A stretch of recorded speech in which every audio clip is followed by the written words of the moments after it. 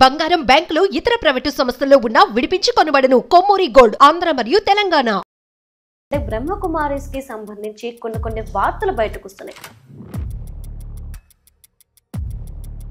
పైకి వైట్ చూసారు, లోపలికి వెళ్ళాక అంత బ్లాక్ ఉంది. కానీ బ్రహ్మకుమారికి వెళ్తే మనకు బ్రహ్మ, విష్ణు, శంకరుడు, హనుమంతుడు, రాముడు, కృష్ణుడు అందరు మనిషి రూపంలోనే కనబడుతుడు. ఎవరో ఒక వ్యక్తి 1936లో చెప్పింది, మనిషి చెప్పింది, అది భగవద్గీత ఎట్లా అవుతుంది?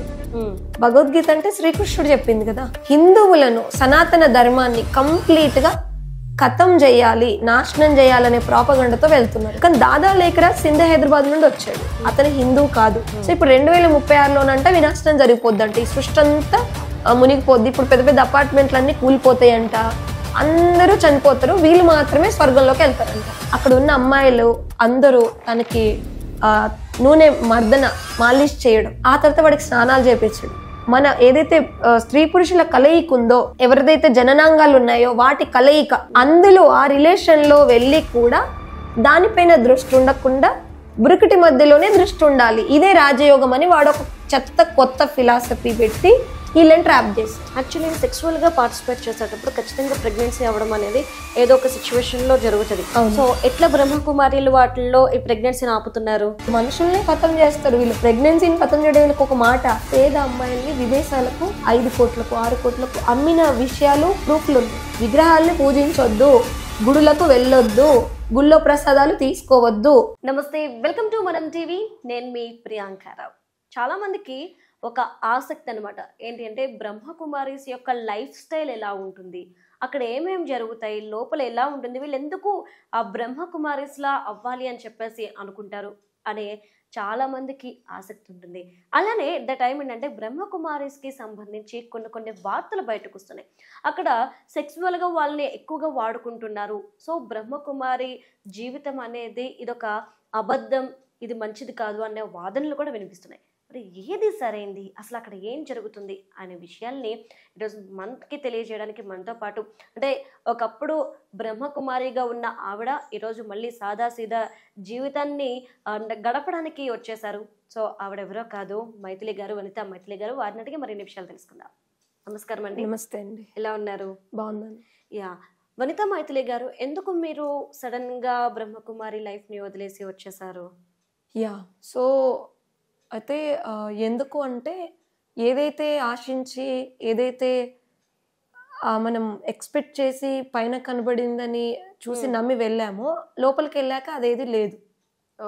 కంప్లీట్ గా ఇప్పుడు మీరు పైకి వైట్ చూసారు, లోపలికి వెళ్ళాక అంత బ్లాక్ ఉంది. సో కంప్లీట్ ఉల్టా ఉంది. అప్పుడు బయటికి రావాల్సి వచ్చింది. అంటే మీరు ఏం చూసి బ్రహ్మకుమారి లైఫ్కి వెళ్ళారు? అంటే ఉల్టా ఉంది అని చెప్పారు కదా, ఏం చూసారు? ఇప్పుడు బ్రహ్మకుమారి అని మనకు అందరికి తెలుసు.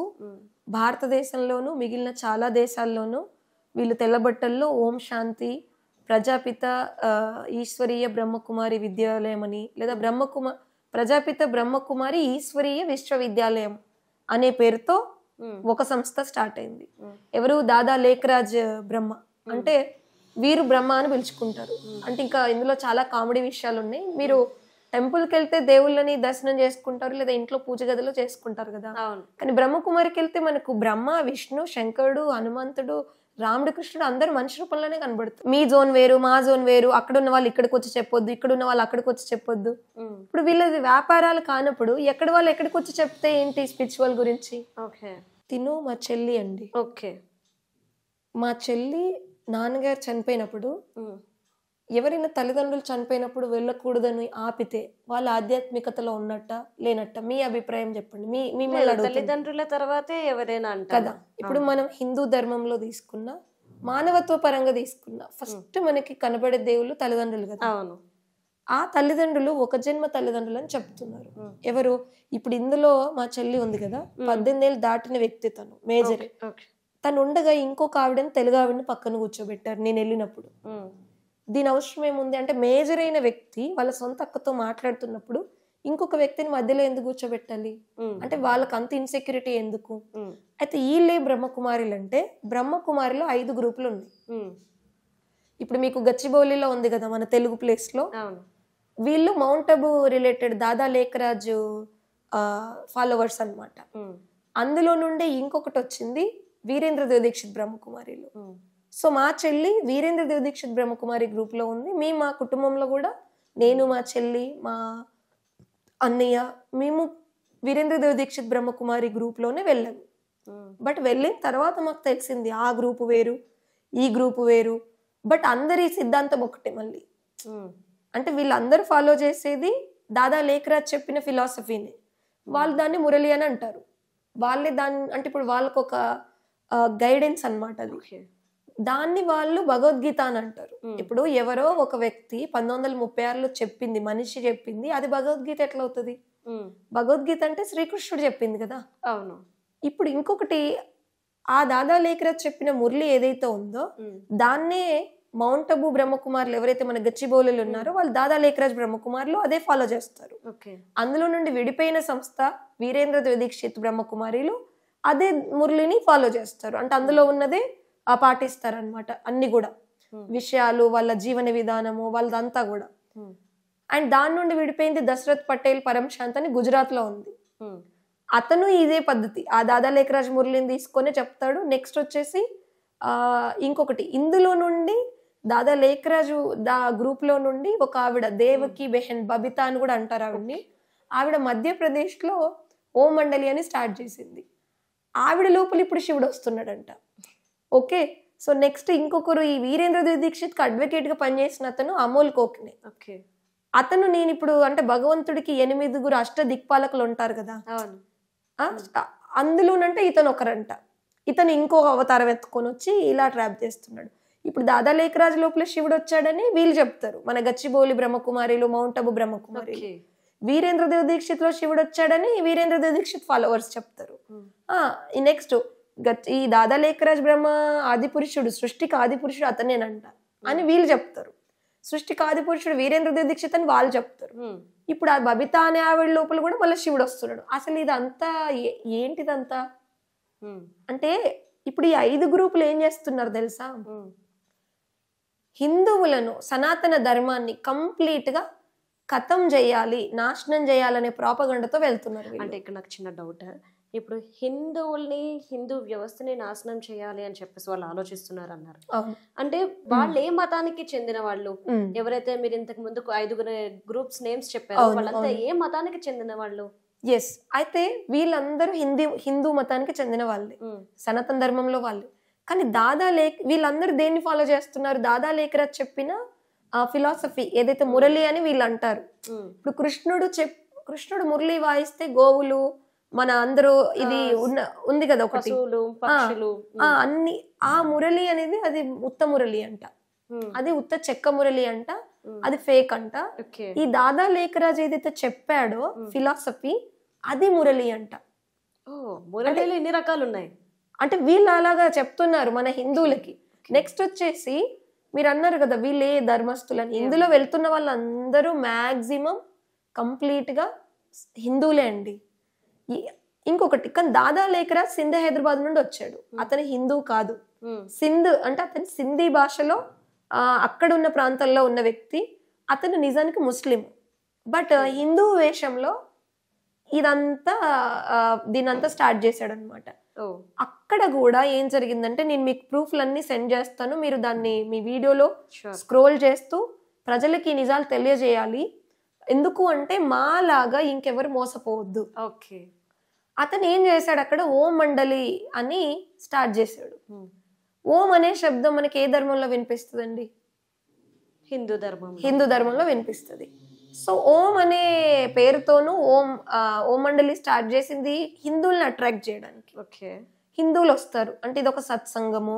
ఇప్పుడు మన చాగంటి కోటేశ్వరరావు గారు ప్రవచనాలు చెప్తారు, అందరు వెళ్తారు, వింటారు కదా. గరికపాటి గారు చెప్తారు, వింటారు కదా. ఇలా ఎవరు ఎలాంటి మంచిది నార్త్ వైపు అయినా సౌత్ వైపు అయినా కొందరు ధర్మ ప్రవచనాలు చెప్తే హిందువులు వెళ్ళి వింటారు. ధర్మం మీద ఆసక్తి ఉన్న వాళ్ళు, వీటి మీద ఇతిహాసాల మీద ఇంట్రెస్ట్ ఉన్న వాళ్ళు, భక్తిలో ఉన్న వాళ్ళు వింటారు. అలాగా అప్పుడు సింధ్ హైదరాబాద్ 1936లో భారతదేశం పాకిస్తాన్ విడిపోలేదండి, అక్కడ కూడా హిందువులు ఉన్నారు. సో ఆ హిందువులు ఎవరైతే ఉన్నారో ఆ గ్రూప్ లో వెళ్ళడం స్టార్ట్ అయింది కదా. అప్పుడు అతను ఏం చేశాడంటే, అక్కడున్న లేడీస్ తో మీరు గోపికలు, నేను కృష్ణుణ్ణి, ఏంటి మీరందరు గోపికలు, నేను కృష్ణుణ్ణి, నా లోపల శివుడు వచ్చి చెప్తున్నాడు ఇదంతా, ఈ సృష్టి వినాశనం జరుగుతుంది. అంటే శ్రీకృష్ణుడు లోపలికి శివుడు రావడం ఏంటి? అది వీళ్ళు బ్రహ్మకుమారులకే తెలిసిన ఒక మహత్ విద్య ఇది. అంటే ఇంకొకటి వీళ్ళు ఇంకొకటి చెప్తుంది ఏంటి, మనకు శ్రీమద్ భగవద్గీత చెప్పింది ఎవరండి? శ్రీకృష్ణుడు కదా. ఖచ్చితంగా నాకు తెలిసి కూడా శ్రీకృష్ణుడు. వీళ్ళు ఏం చెప్తారు తెలుసా, భగవద్గీతని బోధించిందంట కృష్ణుడు కాదంట, శివుడు అంట.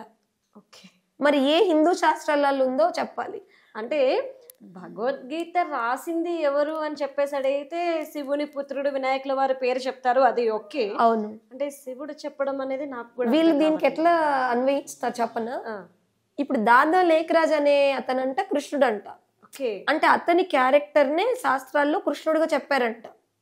ఓకే, సో ఇతని లోపల శివుడు అంటే శివుడికి జన్మ ఉండదు, చావు ఉండదు, పుట్టుక ఉండదు, చావు ఉండదు, నిరాకారుడు. అతను ఒక జ్యోతి స్వరూపుడు మనకు ఉంది కదా భగవద్గీతలు కూడా. సో ఆ జ్యోతిస్వరూపమైన శివ పరమాత్మ జ్యోతిర్బిందువు ఈ దాదా లేఖరాజులో ప్రవేశించి శ్రీమద్ భగవద్గీత చెప్పింది. ఇప్పుడు మనం చదువుతున్న భగవద్గీత కాదది. ఏంటి, అతను చెప్పిన ఫిలాసఫీ మురళి అని వీళ్ళు అనుకుంటున్నారు కదా, దాన్నే వీళ్ళు భగవద్గీత అని చెప్తారు. అంటే నాకు ఇక్కడ చిన్న డౌట్ అండి, ఇప్పుడు మీరు చెప్పిన వారు ఎవరైతే ఉన్నారో తానే శ్రీకృష్ణుడు, తన కథే ఇదంతా అని చెప్తున్నారు. అంటే ఈయన పునర్జన్మ ఎత్తారా, లేదంటే అప్పటి నుండి ఈయన బ్రతికే ఉన్నారా? ఇది మంచి ప్రశ్న. ఇప్పుడు వాళ్ళు ఏం చెప్తారంటే ఈ కలియుగము వినాశనం కాబోతుంది, సత్యయుగం త్వరలో రాబోతుంది. సో కలియుగంకి సత్యయుగంకి మధ్యలో ఉండేది సంగమయుగం. ఓకే, అదెంత 100 సంవత్సరాలు. 1936 నుండి 2036 వరకు ఈ 100 సంవత్సరాల టైము. సో ఇప్పుడు 2036లోనంట వినాశనం జరిగిపోద్దంట, ఈ సృష్టి అంతా మునిగిపోద్ది. ఇప్పుడు పెద్ద పెద్ద అపార్ట్మెంట్లు అన్ని కూలిపోతాయంట, అందరూ చనిపోతారు, వీళ్ళు మాత్రమే స్వర్గంలోకి వెళ్తారంట. సో ఆ స్వర్గంలోకి వెళ్ళడానికి వాళ్ళు పెట్టిన ఆఫర్స్ ఇవన్నీ. అంటే ఒక జన్మ తండ్రి గురించి మీరు బాధపడొద్దు, వాళ్ళు పట్టించుకోవాల్సిన అవసరం లేదు. ఈ ఒక జన్మ గురించి మీరు వీళ్ళందరి బాంధవ్యాలు, అటాచ్మెంట్లు, తల్లిదండ్రులది ప్రేమ అవుతుంది కానీ అటాచ్మెంట్ ఎలా అవుతుందండి?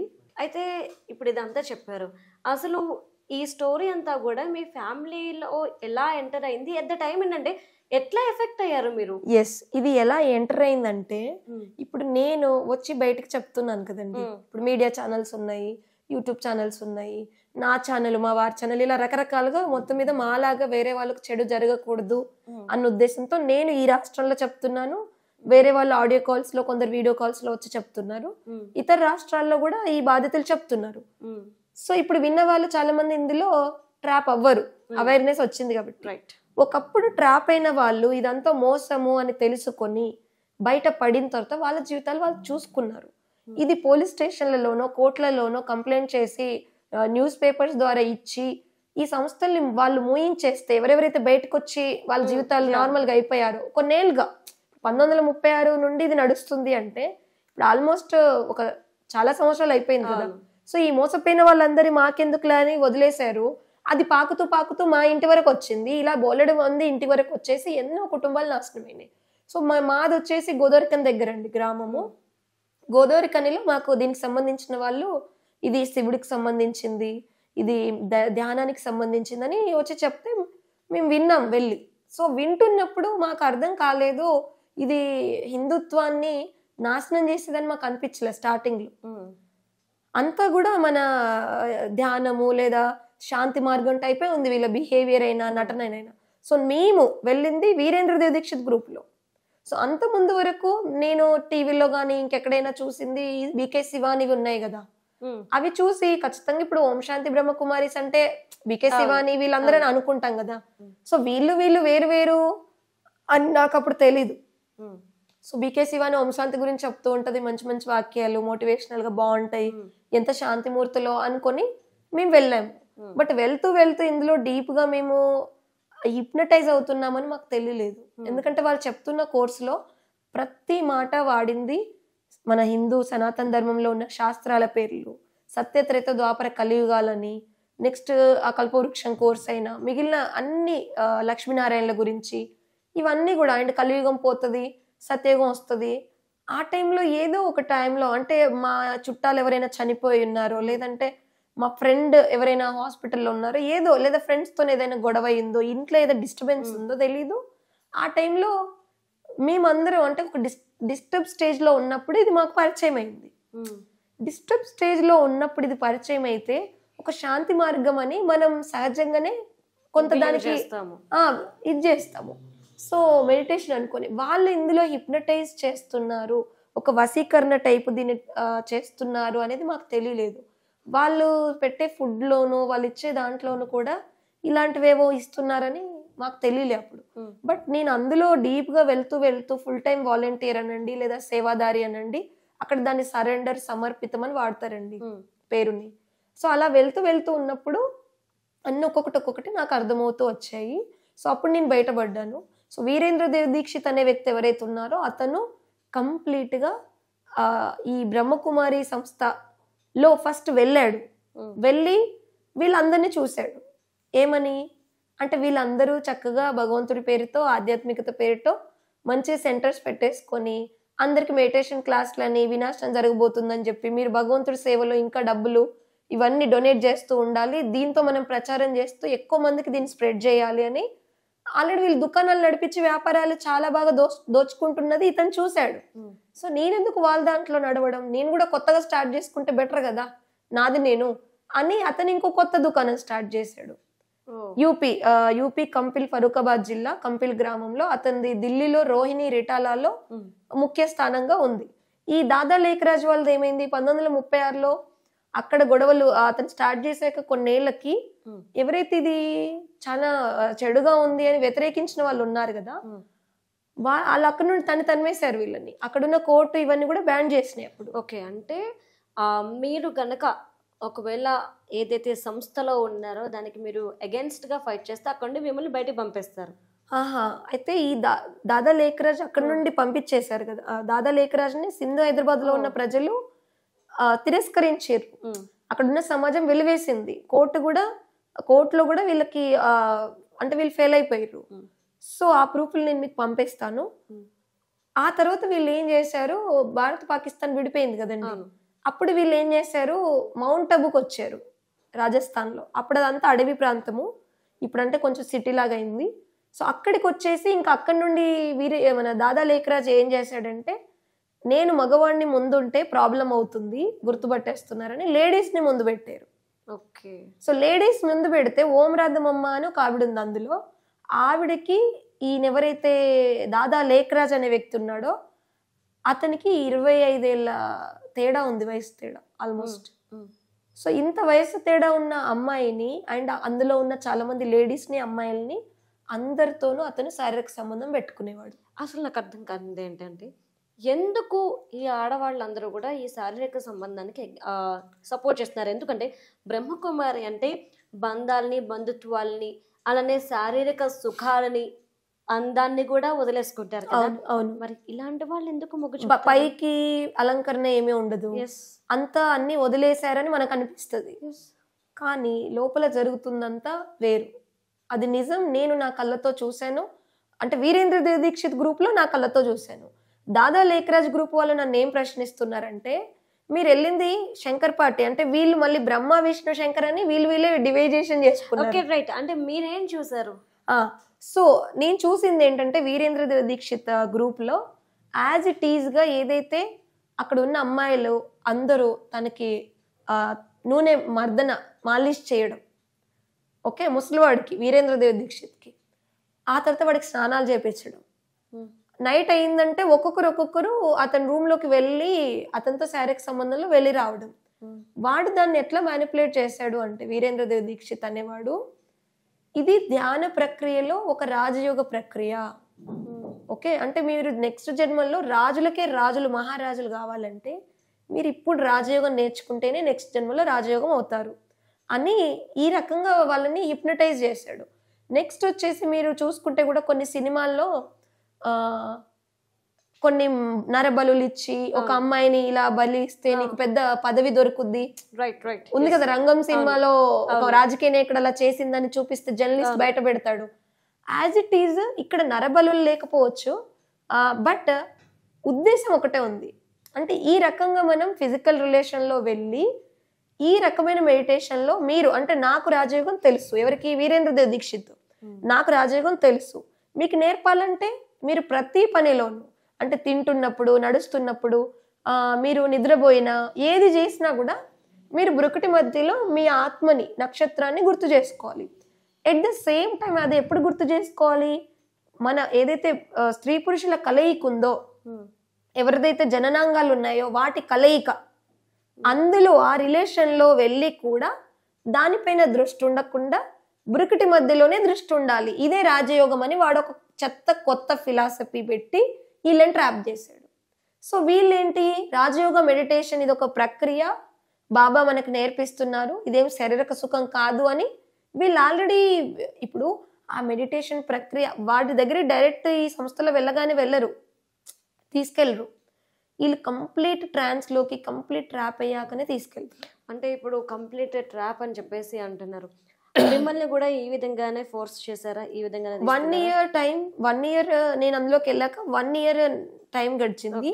1 ఇయర్ టైం గడిచినప్పుడు అందులో మనం ఇప్పుడు బ్రహ్మకుమారీస్, దాదా లేఖరాజ్ గ్రూప్ అయినా, వీరేంద్ర దేవ్ దీక్షిత్ గ్రూప్ అయినా, ఇంకా ఏ రకరకాల ఆధ్యాత్మిక ఆశ్రమాల వీటికైనా వెళ్ళే వాళ్ళు మోసపోదాము ఇలాంటి పనులు చేద్దామని వెళ్ళరు. భగవత్ చింతన, శివుడు లేదా రాముడు ధ్యానము ఏదో ఒక మంచి ఉద్దేశంతోనే వెళ్తారు. సో నేను అలాగే వెళ్ళాను.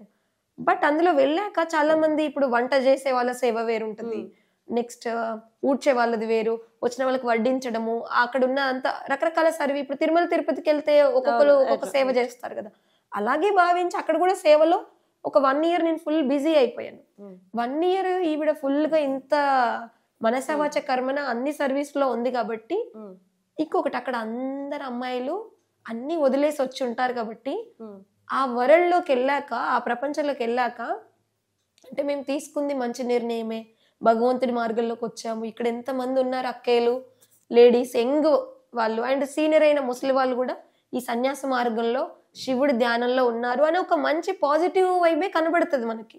సో దానివల్ల ఏమవుతుంది, ఇంకా పాజిటివ్ వీళ్ళపైన నమ్మకం పెరిగిపోద్ది. ఎట్ ద సేమ్ టైం ఈ 1 ఇయర్లో కానీ స్టార్టింగ్ నుండి వాళ్ళ మెడిటేషన్ ప్రాసెస్లో ఏం జరుగుతుంది, దాదా లేఖరాజ్ వాళ్ళు ఏం చేస్తారు, దాదా లేఖరాజ్ ఫోటో పెడతారండి, అతని బ్రుకుటి మధ్యలో చూస్తూ వీళ్ళు ధ్యానం చేయాలి. వీరేంద్ర దేవ్ దీక్షిత్ వాళ్ళు కూడా అతని బ్రుకుటి మధ్యలో కళ్ళల్లో చూస్తూ, దాదా లేఖరాజ్ కూడా అంత అతని ఫోటో పెట్టుకొని కళ్ళల్లో చూస్తూ ఈ మెడిటేషన్ ప్రాసెస్లో అక్కడ ఒక రెడ్ లైట్ని వీళ్ళు గుర్తు చేసుకుంటూ మెడిటేషన్ చేస్తారు వాళ్ళ మొహం బ్రుకుటి మధ్యలో.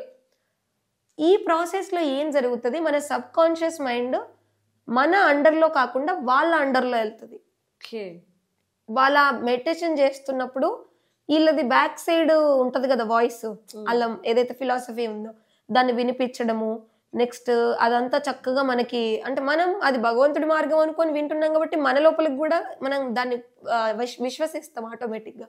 ఈ అన్ని వాతావరణము, ఈ అన్ని విషయాలు కలిపి ఏమవుతుంది, సెల్ఫ్ హిప్నటైజ్ జరిగిపోద్ది. అంటే నేను భగవంతుడి ధ్యానంలో ఉన్నాను, నేను సత్యయుగంలోకి వెళ్ళబోతున్నాను, ఇంక ఇవి ప్రపంచం వినాశనం అవుతుంది, ఇది ఒక సత్యమైన సన్యాస మంచి పవిత్రమైన మార్గంలో నేను ఉన్నాను అని అందులో వెళ్తున్న వాళ్ళకి సెల్ఫ్ హిప్నటైజ్ అయిపోతాం.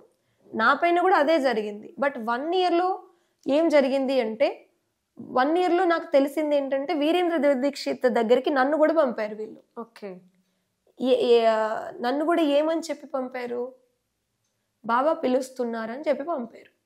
ఇప్పుడు ఆయన ఒక ముస్లాయన్ అండి, నేను వెళ్ళింది 2015లో, అప్పటికే అతను 70 ఏళ్ళు దాటినాయి. మనం ఒక తాతయ్య దృష్టితోనో ఒక గురువు దృష్టితోనో చూస్తాం కదా, వేరే ఆలోచన మనకు ఉంటుందా, ఉండదు. అందరూ వెళ్ళి, అంటే ఆధ్యాత్మికం రిలేటెడ్లో మురళి ఏదైతే క్లాసులు రిలేటెడ్గా మనకు డౌట్ ఉంటుంది, దాని గురించి ఏమైనా మాట్లాడవచ్చు, డౌట్స్ ఉంటే క్లియర్ చేసుకోవచ్చు, నువ్వు మాట్లాడవచ్చు, గురువు గారిని కలవచ్చు అన్న ఉద్దేశంతోనే వెళ్ళాం కదా. బట్ వెళ్ళిన తర్వాత అతని ప్రవర్తన, అతని బిహేవియర్, అతని మాటలన్నీ కూడా కంప్లీట్ సెక్స్లోకి తీసుకెళ్లే ప్రవర్తనే ఉంది. అంటే మీరందరు గోపికలు, నేను కృష్ణుణ్ణి, సో మీరు నాతో గుప్త సంబంధం. గోపికలు అంటే ఏంటి అర్థం, అంటే అతను చెప్తున్న అర్థం, గోపికలు అంటేనే గోపు అంటే గుప్తము, గోపిక అంటే గుప్త సంబంధం జోడించే అమ్మాయే గోపికనంట. చెప్పండి, ఇంకా ఒకప్పుడు శ్రీకృష్ణుడు 16,000 మందితో నిజంగా రియల్ గా సంసారం చేయలేదు, అతను ఎవరింట్లో చూస్తే వాళ్ళ ఇంట్లో కనబడ్డాడు, అది కృష్ణలీల. దాన్ని వీళ్ళు ఈ రకంగా కరప్ట్ చేసి జనాలకి దాన్ని ఇంకొకలాగా ఫిలాసఫికల్ గా చెప్తూ అమాయకమైన భక్తులను లేదా ఇన్నోసెంట్ ఉన్న వాళ్ళు ఏదో ఒక దీంట్లో ఉన్న వాళ్ళని ఈ రకంగా ట్రాప్ చేస్తున్నారు. సో నేను ఆ రూమ్ లోకి వెళ్ళాక ఏం జరిగింది, ఈ గుప్త సంబంధం జోడిస్తేనే నువ్వు గోపికల లిస్ట్ లో వస్తావు, నెక్స్ట్ జన్మల్లో రాజులకే రాజు అయ్యే అవకాశం ఉంటుంది అని చెప్పాడు. అతను చేయబట్టుకున్నా కూడా ముట్టుకున్నా కూడా మనకు గుడ్ టచ్ బ్యాడ్ టచ్ తెలుస్తుంది. రైట్. సో ఇది బాబా మేము మెడిటేషన్ గురించి వచ్చాము అండ్ ఇలాంటిది ఇక్కడ ఉంటుందనేది మాకు తెలీదు, అసలు ఇది కళలో కూడా ఊహించలేని విషయము, ఇది కంప్లీట్ ఎగెనెస్ట్ ఉంది, మేము చూసింది ఒకటి ఇక్కడ కనబడుతుంది ఒకటి, ఇదంతా ఏంటి అని నేను షాకింగ్ గానే మాట్లాడాను.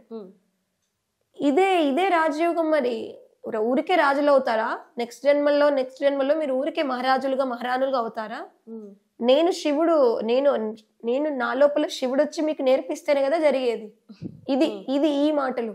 సో నేను చెప్పేసి నేను బయటకు వచ్చేసా గట్టిగా అరుస్తూ. ఆల్రెడీ అంటే నేను ఏమనుకొని వచ్చాను, ఇక్కడ ఏం జరిగింది అనేది నాకు షాక్ తగిలింది. నేను గట్టిగా అరుస్తూ వచ్చేసాను. అందులో ఉన్న వాళ్ళందరికీ తెలుసు నేను దీనికి అగైనెస్ట్ అనేసి.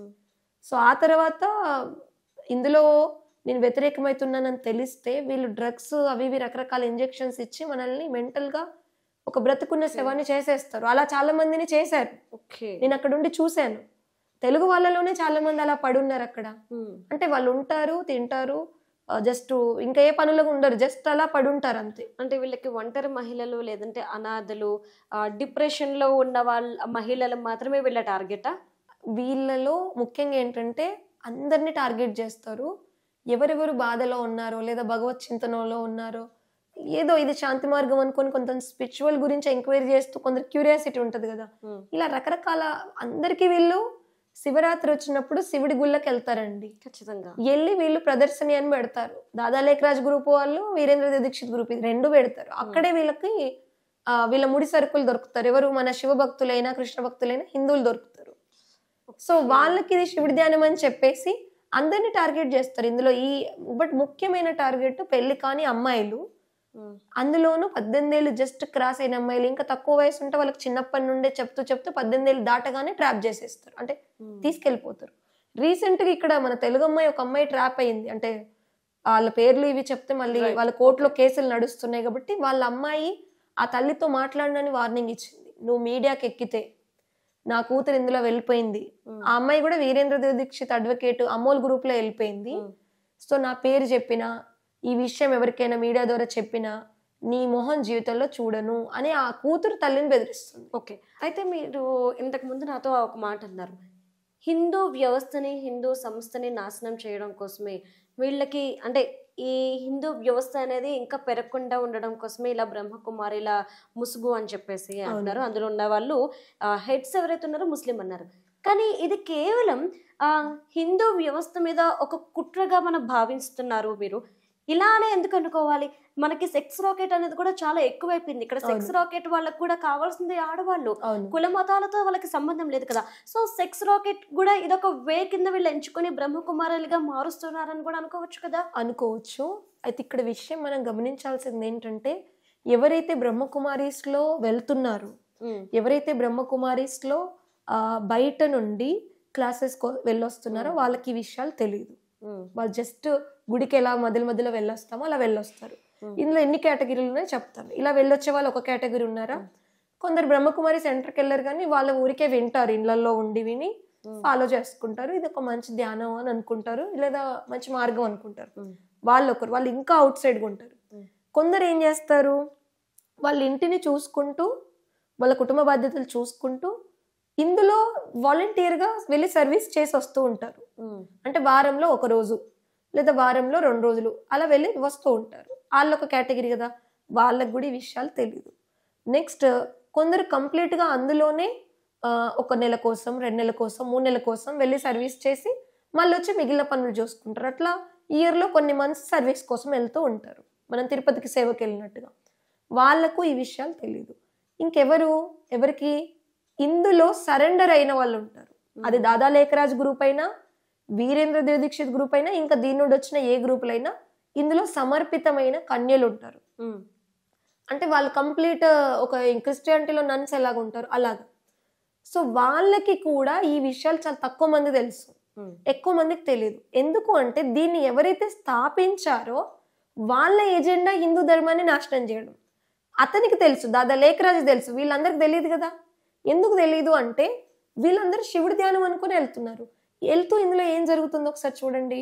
పెళ్ళిళ్ళు చేసుకోవట్లేదు, యంగ్ అమ్మాయిలు అబ్బాయిలు హిందువుల్లో ఉన్న వాళ్ళు పెళ్ళిళ్ళు చేసుకోవట్లేదు, పిల్లల్ని కనట్లేదు, పాపులేషన్ ఆటోమేటిక్గా తగ్గుతుంది. పిల్లలు కనట్లేదు అంటే నాకు డౌట్ వచ్చింది. యాక్చువల్లీ సెక్సువల్గా పార్టిసిపేట్ చేసేటప్పుడు ఖచ్చితంగా ప్రెగ్నెన్సీ అవ్వడం అనేది ఏదో ఒక సిచ్యువేషన్లో జరుగుతుంది. సో ఎట్లా బ్రహ్మకుమారిలు వాటిల్లో ఈ ప్రెగ్నెన్సీని ఆపుతున్నారు? ఇప్పుడు దాదా లేఖరాజు గ్రూప్కి సంబంధించిన వాళ్ళకి మౌంట్ అబులో అయితేనేమో గ్లోబల్ హాస్పిటల్ ఉందండి. అక్కడ చాలా మంది కొన్ని వందల్లో సరెండర్ కన్యలు ఉంటారు. అందులో అందరూ ఇలా చేస్తున్నారని అనట్లేదు, కొందరు చేస్తున్నారని కూడా నేను అనట్లే. ఎవరెవరికి ఇవన్నీ విషయాలు తెలుసో వాళ్ళే ఇప్పుడు గుర్తుపడతారు నేను చెప్పేవి. అయితే ఆ హాస్పిటల్స్కి వెళ్ళి అబార్షన్స్ చేయించుకుంటారు కదా. ఇక్కడ ఈ సెంటర్లలో జరిగినా కూడా వీళ్ళ దగ్గర డబ్బులు లేవా? వీళ్ళ దాంట్లోనే డాక్టర్స్ కూడా ఉన్నారు, వీళ్ళ దాంట్లో ప్రతి డిపార్ట్మెంట్ నుండి ట్రాప్ అయిన వాళ్ళు ఉన్నారు. సో ఎక్కడికక్కడ ఏ ప్రూఫ్స్ లేకుండా వీళ్ళు చేయగలరు, మనుషుల్నే ఖతం చేస్తారు వీళ్ళు. ప్రెగ్నెన్సీని ఖతం చేయడానికి ఒక మాట. ఇప్పుడు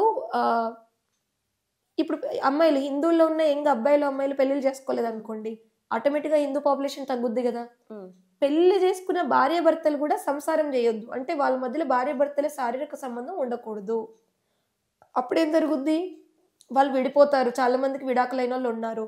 సో నేను మీకు చెప్పాను కదా ఒక వీడియో, వాళ్ళ కుటుంబం ఎలా నాశనమైందో నేను చెప్తానని, చూపిస్తానని.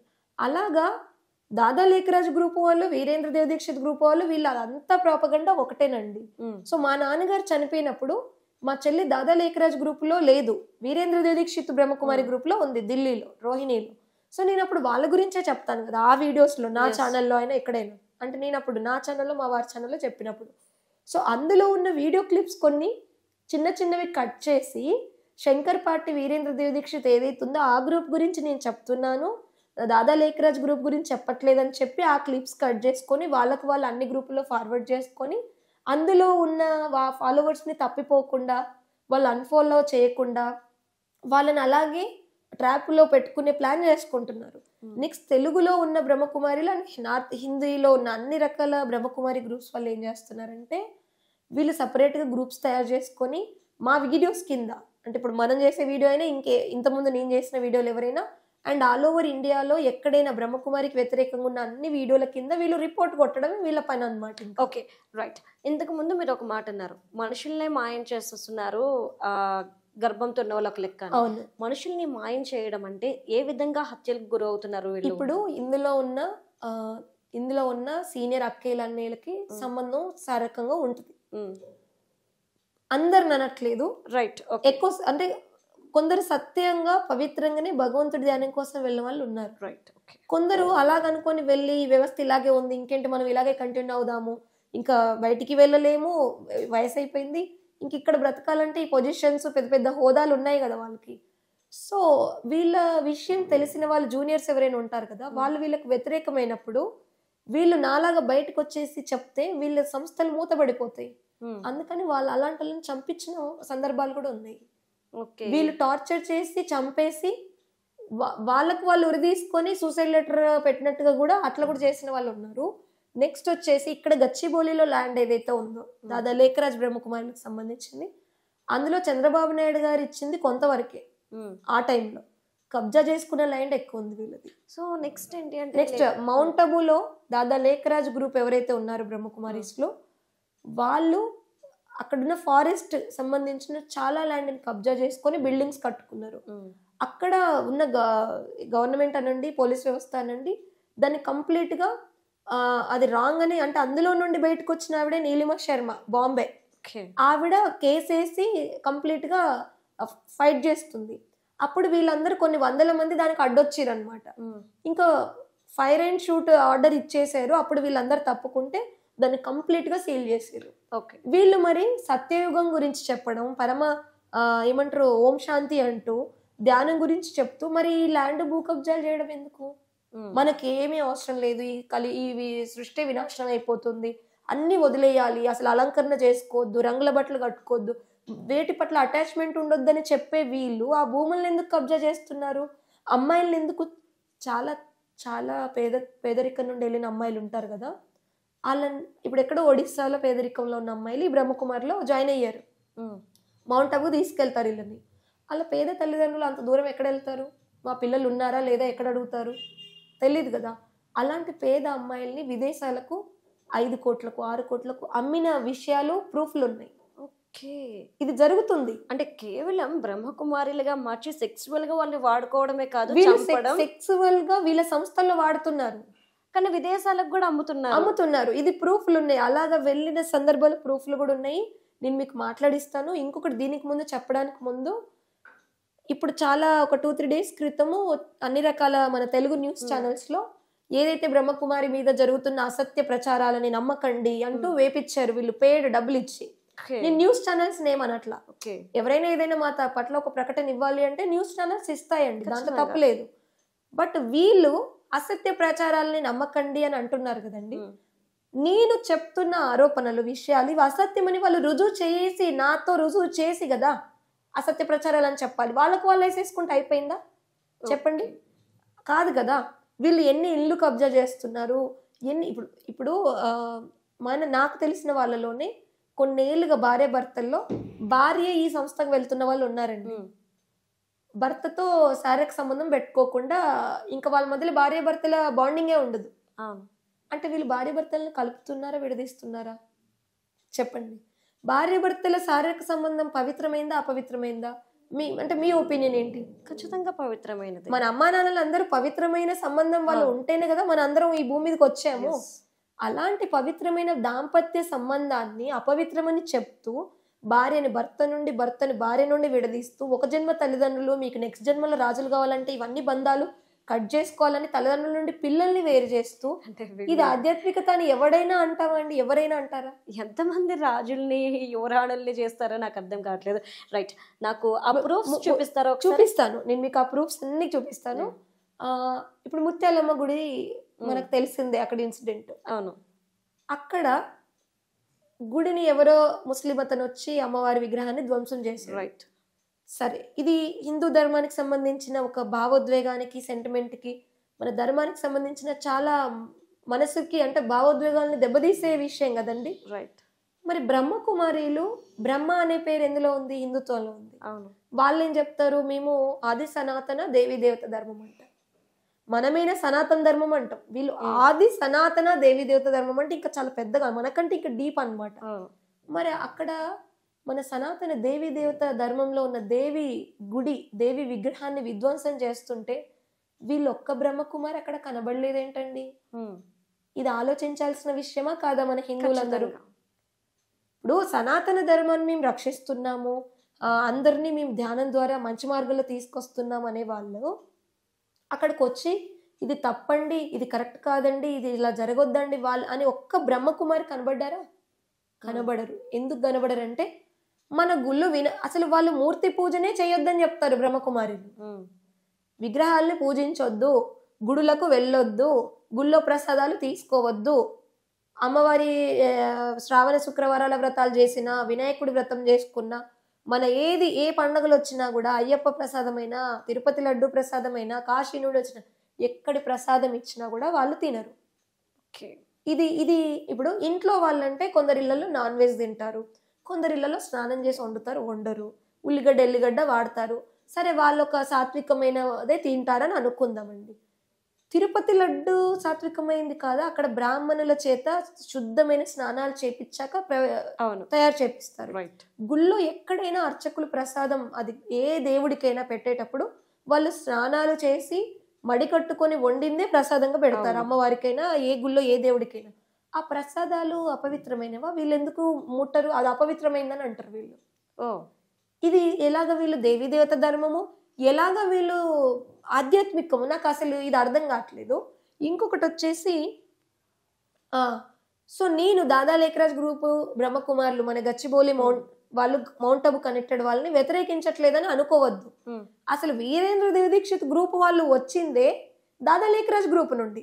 ఇప్పుడు వీరేంద్ర దేవ దీక్షిత్ ఇంకా మిగిలిన ఎవరైతే ఉన్నారో చిన్న చిన్న బ్రాంచెస్ వాళ్ళు, వీళ్ళు చిన్న ఆకులు కొమ్మలు అనుకుంటే దీని మూల కాండము పెద్ద వృక్షమే మౌంట్ అబు ముఖ్య స్థానంది. అవును, మౌంట్ అబులో జరిగినన్ని దారుణాలు ఇంకెక్కడ జరగట్లేదు. సో మా నాన్నగారు చనిపోయినప్పుడు నాకు ఈ బీకే వాళ్ళతో ఎక్కువ టచ్ లేదు, జస్ట్ బయట నుండి చూడడము తప్ప ఎక్కువ టచ్ లేదు. సో అప్పుడు నేను మా నాన్నగారి మా చెల్లి దగ్గరికి వెళ్ళేటప్పుడు అక్కడ ఢిల్లీ ఎయిర్పోర్ట్ లో బ్రహ్మకుమారిలు నాకు కనబడ్డారు. వాళ్ళు మౌంట్ అబుకి వెళ్ళే వాళ్ళు, చండీగఢ్ నుండి వెళ్తున్న అక్కేలు కనబడ్డారు.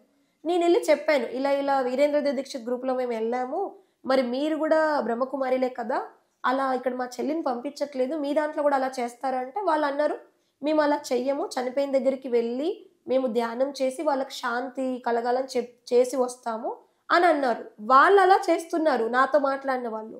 బట్ నాకు రీసెంట్గా చాలా కాల్స్ వస్తున్నాయి, వాళ్ళు అలా మాట్లాడినప్పుడు నేను ఇంకా వాళ్ళ గురించి చూడకుండా వినకుండా ఏమీ అనకూడదు కదా నెగిటివ్గా 1 year క్రితం. కాబట్టి సరే నాకు జరిగింది ఈ వీరేంద్రదేవ్ దీక్షిత్ శంకర్పాటి గ్రూప్ నుండి కాబట్టి నేను దాని గురించే చెప్పానండి.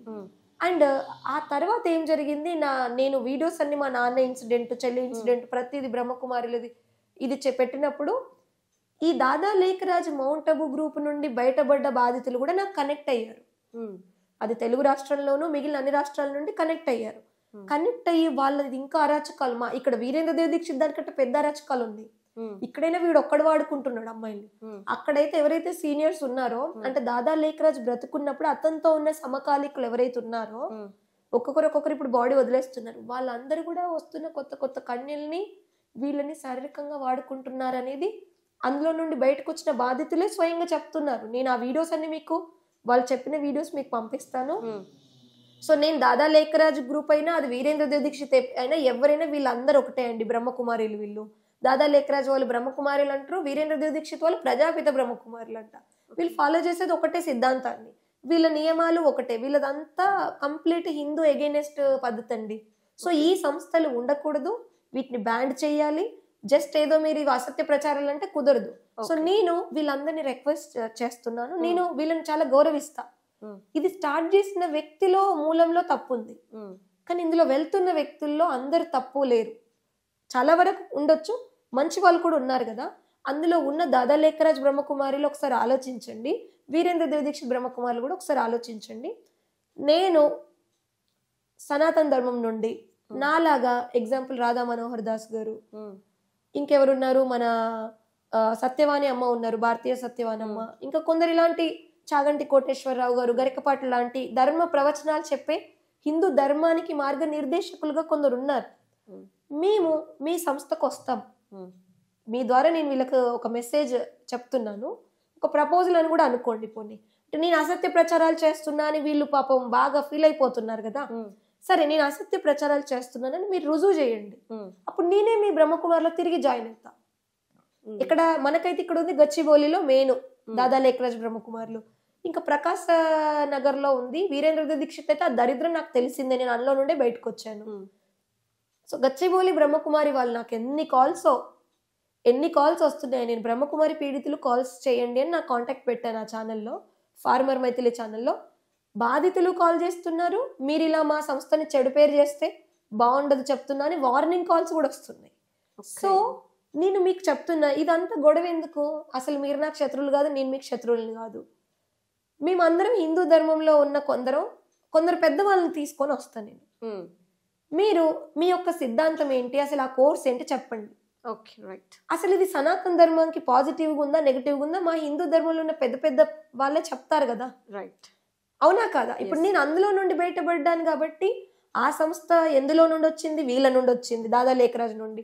ఇంకా ఇందులో ఇప్పుడు వీరేంద్రదేవ్ దీక్షిత్ది ఒక 20-30 వేల మంది ఫాలోవర్స్ ఉంటే, దాదా లేఖరాజ్ సంబంధించింది చాలా దేశాలలో కొన్ని లక్షల మంది ఫాలోవర్స్ ఉన్నారు. అంటే ఇంకెక్కువ మోసం అనేది ఈ సంస్థలో జరుగుతుంది కదా. సో ఏదైనా మొత్తం ఇది ఒకటే వృక్షం అండి, వీళ్ళందరూ ఒకటే చెట్టుకు సంబంధించిన వాళ్ళు, వీళ్ళందరినీ నేను వ్యతిరేకిస్తున్నాను. సో వీళ్ళందరి పట్ల మన హిందువులు అండ్ ఎవరైనా ఏ మతం వాళ్ళైనా కూడా ఇలాంటి ఏ కల్ట్ అయినా, ఏ గ్రూప్ అయినా, ఏ ఆశ్రమాలైనా, ఎవరైనా భగవంతుడు మా లోపల వస్తున్నాడంటే చెప్పు తీసుకొని కొట్టండి. ఫస్ట్ మీ కుటుంబము, మీ అమ్మ నాన్నలే మీకు ముఖ్యము, మన దేశానికి ఉపయోగపడే పనులు ఏమైనా చేద్దాము, ఇంతే. సో నేను చెప్పదలుచుకుంది ఇంతే. సో ఈ బ్రహ్మకుమారి సంస్థలకు సంబంధించిన అసత్యమని ప్రూవ్ చేయండి. నేను చేస్తున్న ఎలిగేషన్స్ అసత్యమని ప్రూవ్ చేయడానికి డిబేట్కి రండి. శాంతియుతమైన డిబేటే, గొడవలు రాద్దంతాలు కాకుండా శాంతియుతమైన డిబేట్. వాళ్ళ మురళిలో వాళ్ళ వర్డ్సే నేను చెప్పి ప్రతి అర్థం అడుగుదాం. డిబేట్కి వస్తారా చూద్దాం. మరి ఇప్పుడు నేను డిబేట్కి రెడీ, నన్ను తప్పని ప్రూవ్ చేస్తే నేను బ్రహ్మకుమారిగా మారతాను. చెప్తున్నాను కదా, ఓపెన్ గా చెప్తున్నా, ఇది ఛాలెంజ్ అనుకోవద్దు. ఇది సామరస్యత కోసం మీరు అందరు బాధపడుతున్నారు, నేనేదో మీ మీద నిందలేస్తున్నాను అది ఇది అని. మరి నిందలేస్తే రుజువు చేయండి, నేనే బ్రహ్మకుమారిగా మీ సంస్థలో జాయిన్ అవుతా. Right. Thank you so much ma'am. Right. So చూసారు కదా, అంటే ఇప్పటి వరకు ఏంటి అంటే ప్రతి ఒక్కరికి ఆ నాణానికి రెండు ముఖాలు ఉన్నట్టు బ్రహ్మకుమారీస్ గురించి వచ్చేసేపటికి మనందరికీ తెలిసింది, వాళ్ళు నాన్ వెజ్ తినరు. సో వాళ్ళు శారీరక సుఖాల దగ్గర నుండి అందాన్ని ఆనందాన్ని అన్నిటినీ వదిలేసుకుంటారు. కానీ ఈ ముసుగులో తెర వెనుక ఏం జరుగుతుంది, ఏ విధంగా వీళ్ళు హింసకు గురవుతున్నారు, ఏ విధంగా వీళ్ళని వాడుకుంటున్నారు అనే విషయాల్ని ఈరోజు మైథిలి గారు బయటపెట్టారు. సో ఆవిడ కూడా ఛాలెంజ్ చేస్తున్నారు, ఇవన్నీ అబద్ధమైతే కనుకుంటా మీరు ప్రూవ్ చేయండి, లేదంటే కనుక నాతో డిబేట్కి రండి అని చెప్పేసి. సో ఇదే అనమాట బ్రహ్మకుమారిల ముసుగులో తెర వెనుక జరుగుతున్న నిజాలు. Thank you so much.